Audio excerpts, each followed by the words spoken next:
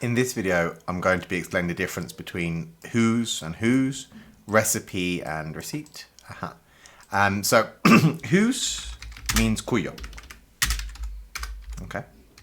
And whose with an apostrophe can mean who is, or it can mean who has. So, for example, who's eaten my food? ¿No? ¿Quién ha robado? ¿Quién ha comido? ¿No? So who has, right? Who's that girl? ¿No? ¿Quién es ella? Who is that girl? He is the man whose car was stolen. Él es el hombre cuyo auto fue robado. Okay? So, pause the video and try to answer number 1 and number 2. So, in the first case, it would be who is. Yeah, whose. Who is going to English class day? ¿No? ¿Quién se va a presentar? Okay. He is one of the few professors, de los pocos profesores, whose opinion, cuya opinión, whose opinion actually matters to me. Okay? All right, so let's move on to receipt and recipe. So recipe is like recipe, la receta. For example, la receta de un pastel, something like that. Yeah. And don't get confused with receta médica. Una receta médica is a prescription. So the doctor gave me my prescription. Okay.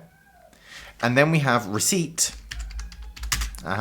Which is como que en el contexto mexicano el ticket, ¿no? Si tú quieres devolver un producto a una tienda, lo primero que te van a preguntar es, do you have your receipt? Okay. So recipe and receipt. The P is silent. Okay. So pause the video and try to answer 3 and 4. Okay. So you must give me for that curry you prepared for us. It was delicious. We're talking about food. Yeah. So it's a recipe. Yeah. Por favor, pásame la receta. Okay. Shops generally will refuse to give you a refund, no te van a dar un reembolso, if you can't provide the original receipt. Okay. Good. Well, I hope that was clear. So, take a few seconds and let's have a look at the next one, which is all together and all together. Yeah.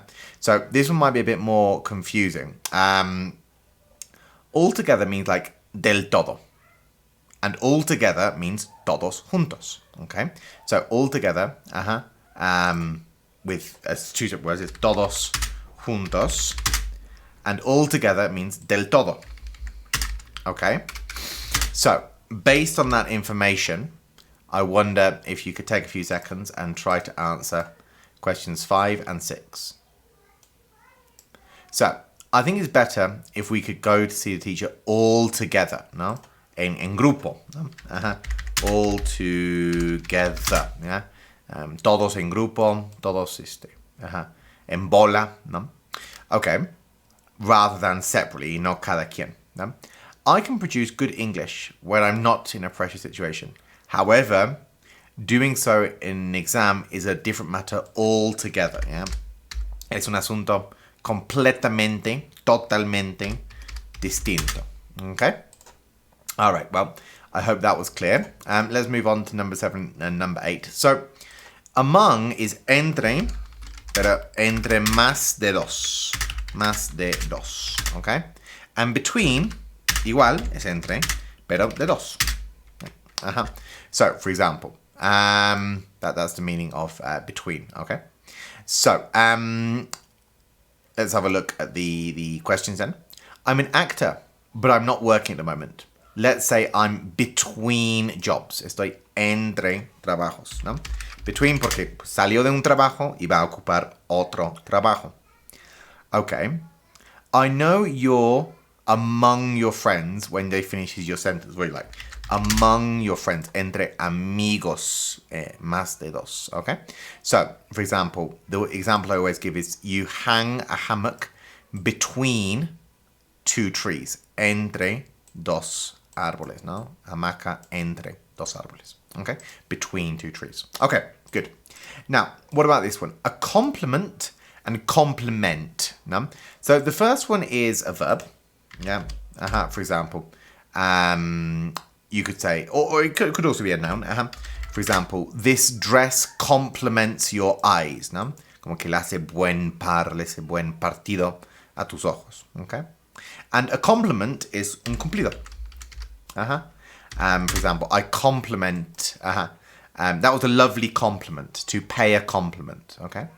So, in this case, we're actually using the verb though.